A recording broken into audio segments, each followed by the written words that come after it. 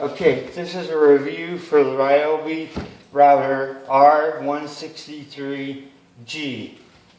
Now we'll show you a couple features. To adjust your depth, you flip the call up right there. You can even do a quick adjustment right here, and then it will quick adjust until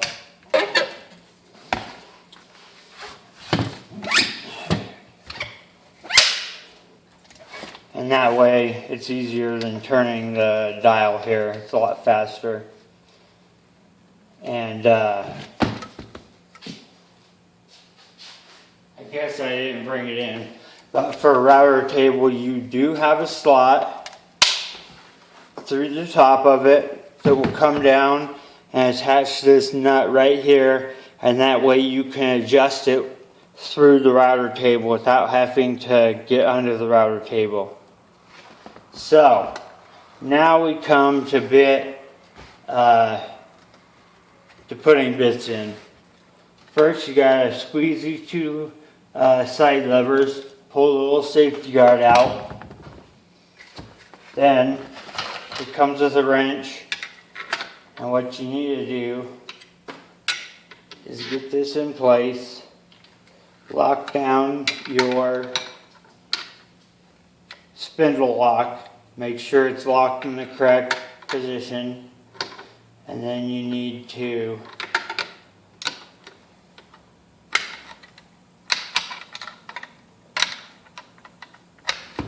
tighten it up. If I can tighten it in the right direction, that would be good.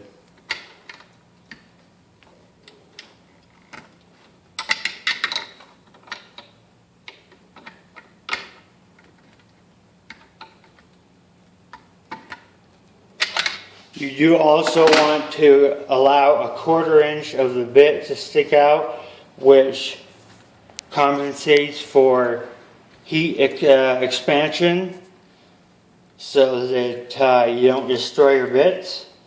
I like this Ryobi, has a flat base on the top, so you can set it down while you're doing your adjustments and things. So once you've got all that done, you put the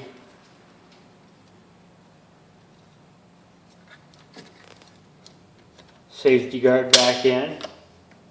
Now, these roundover bits I bought.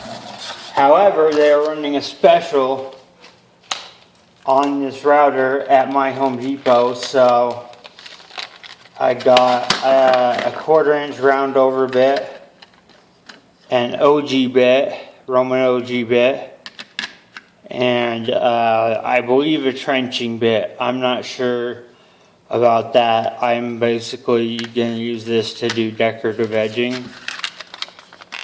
And also it came with a free case, which is nice. That way it gives you something to store.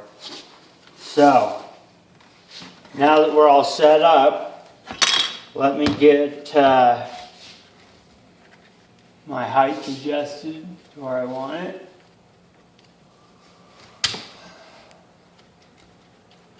Always remember, when you're doing height adjustment, you have to unclip the lever right there.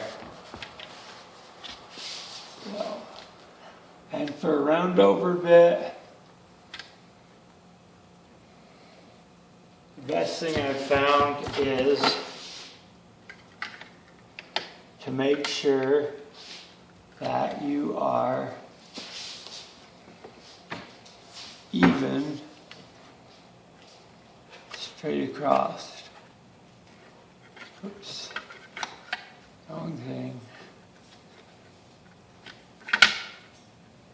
So we're looking like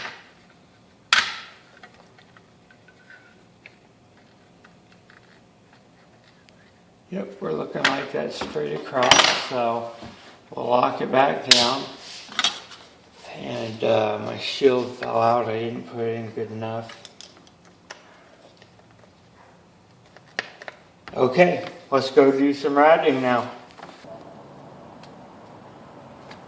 Okay, like I said, we're using the 1/2 inch roundover bit. So we'll start it up here. and then slowly ease it into the work and run it down.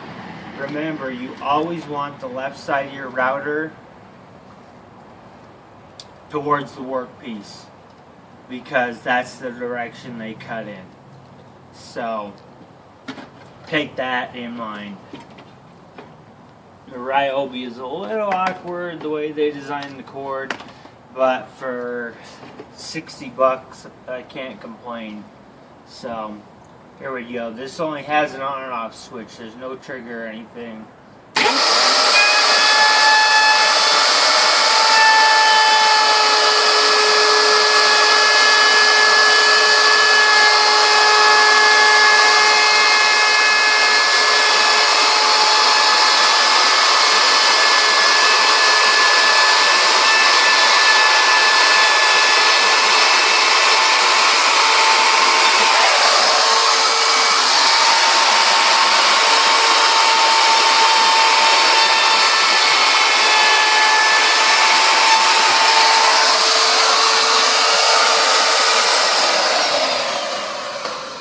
Okay, there's one edge down, and you can see there's a little tiny lip on it because I had my bit just slightly too high. So I will sand that out, and for these next ones I will just raise it up a little bit. There we go. And you should be able to do this one because the clamps are in a good spot for it. Again, this is the way this router cuts.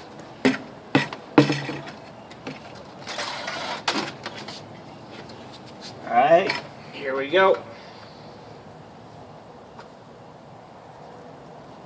Right, nope, I have it around backwards.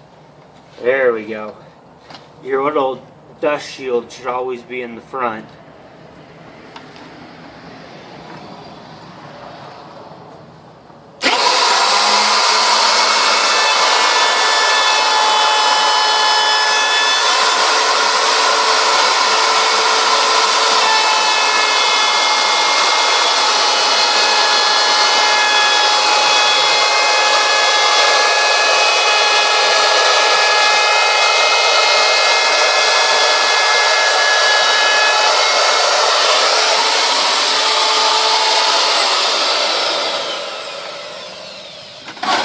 Spin it, and we'll do the next piece, and the last we'll do is the clamp piece. So here we go on the third side.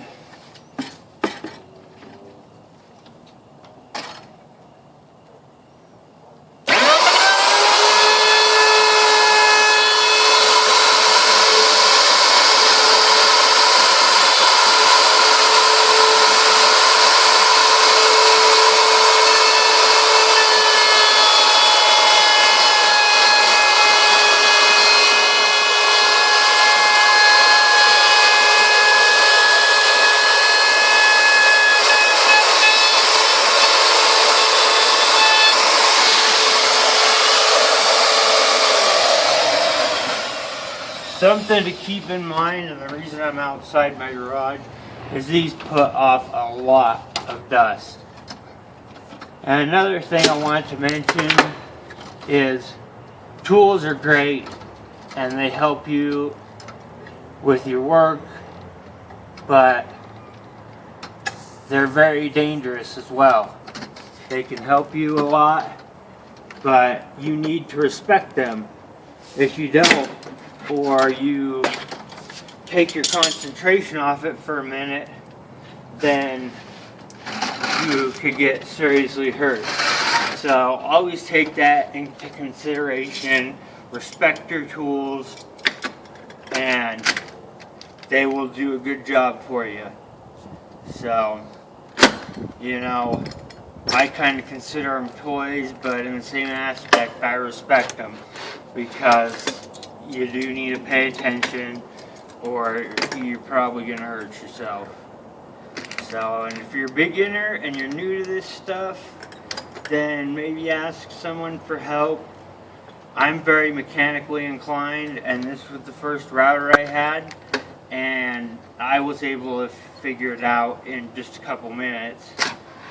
But again, I've worked with tools my whole life, so I'm very mechanically inclined. However, this router is also the cheapest model they make, and it doesn't have what they call soft start. So as soon as you hit the motor on, it just puts it to full power and it'll jerk it in your hands. So you need to be careful what you're doing. So I would suggest, as you might have seen I've been doing, is to hold it away from the work and get it started and then put it into the work. Just watch, it'll jerk definitely.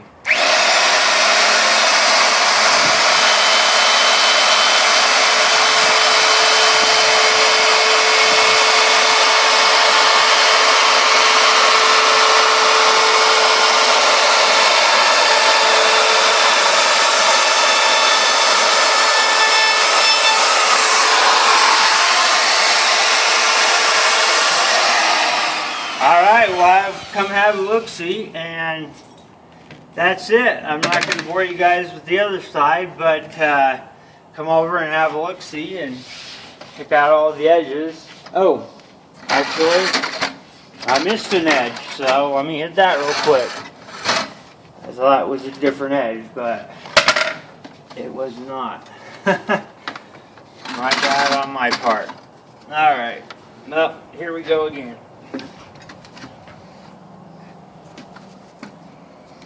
Wrong direction.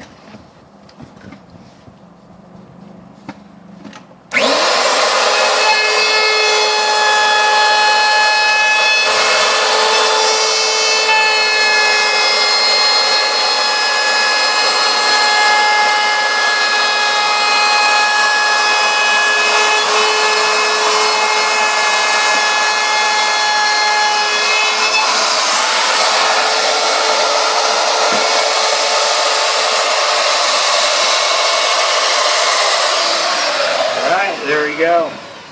With this router, you've got to be careful since it's always on when you hit the switch. There's no trigger, so if it gets out of your hands, it's going to keep running, and that won't be a good deal. So, but as you can see, it looks pretty good, and that's just the 1/4 inch roundover bit. Right now, I only have roundover bits and one Romanoji bit and the trench bit, which is pretty much useless to me since I didn't get a plane router. I didn't see the need for one for the kind of work I'm going to be doing. So far I've been satisfied with this Ryobi, and for only 60 bucks you can't beat it. So anyways, I hope you enjoyed the video, and thanks for watching, and if you like it, give me a thumbs up. And feel free to subscribe to my page.